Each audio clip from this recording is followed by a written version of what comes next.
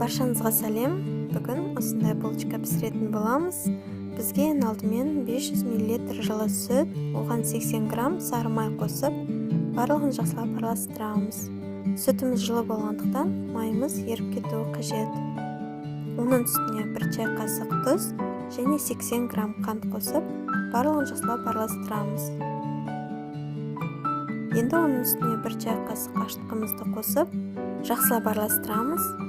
Оның үстіне ұнымызды қосып, қамырымызды елейміз. Жалпы бізге 700-800 граммдай ұн қажет болады.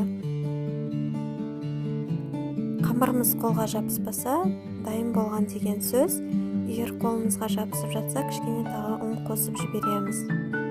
Бетін жауып, 1 сағат 2 сағатқа қойамыз. Қамырымыз көтерілуі қажет. Қамырымыз көтерілгеннен кейін, оны майда бөліктерге бөлеміз. Бөлген бөліктерімізді домалақ пішінге келтіреміз.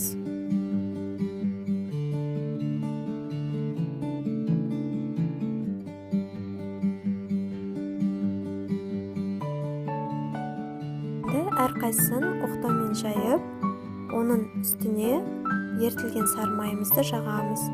Және қант пен мак араласқан салманы жағып бұрап, видеода көрсетілгендей етіп, пышақпен кесіп формамызды келтіреміз. Барлығын осылай жасап шығамыз.